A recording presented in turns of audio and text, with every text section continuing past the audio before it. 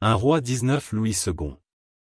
Achab rapporta à Jézabel tout ce qu'avait fait Élie, et comment il avait tué par l'épée tous les prophètes.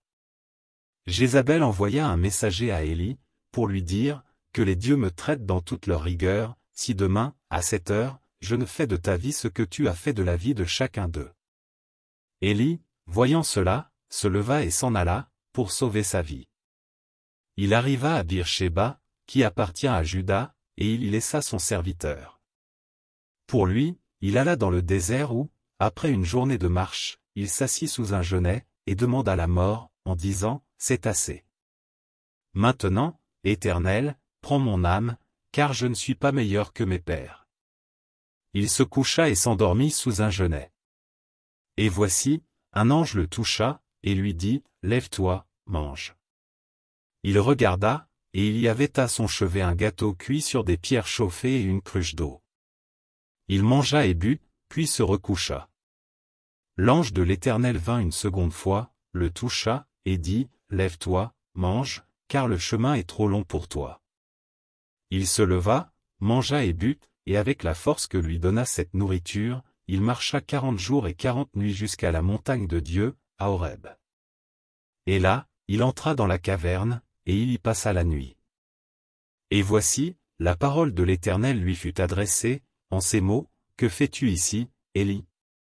Il répondit, « J'ai déployé mon zèle pour l'Éternel, le Dieu des armées, car les enfants d'Israël ont abandonné ton alliance, ils ont renversé tes autels, et ils ont tué par l'épée tes prophètes. Je suis resté, moi seul, et ils cherchent à m'ôter la vie. » L'Éternel dit, « Sors, et tiens-toi dans la montagne devant l'Éternel. » Et voici, l'Éternel passa.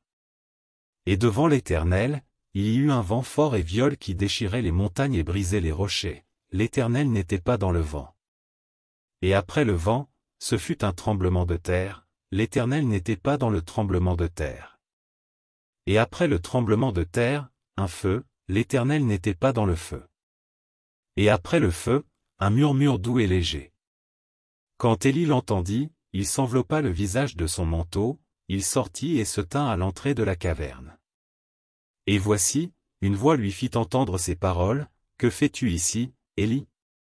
Il répondit, « J'ai déployé mon zèle pour l'Éternel, le Dieu des armées, car les enfants d'Israël ont abandonné ton alliance, ils ont renversé tes autels, et ils ont tué par l'épée tes prophètes. Je suis resté, moi seul, et ils cherchent à m'ôter la vie. » L'Éternel lui dit, « Va, reprends ton chemin par le désert jusqu'à Damas, et quand tu seras arrivé, tu oindras Hazaël pour roi de Syrie. Tu oindras aussi Jéhu, fils de Nimshi, pour roi d'Israël, et tu oindras Élisée, fils de Shaphat, d'Abel-Méhola, pour prophète à ta place. Et il arrivera que celui qui échappera à l'épée de Hazaël, Jéhu le fera mourir, et celui qui échappera à l'épée de Jéhu, Élisée le fera mourir. Mais je laisserai en Israël 7000 hommes, tous ceux qui n'ont point fléchi les genoux devant Baal, et dont la bouche ne l'a point baisé. » Élie partit de là, et il trouva Élisée, fils de Shaphat, qui labourait. Il y avait devant lui 12 paires de bœufs, et il était avec la 12e.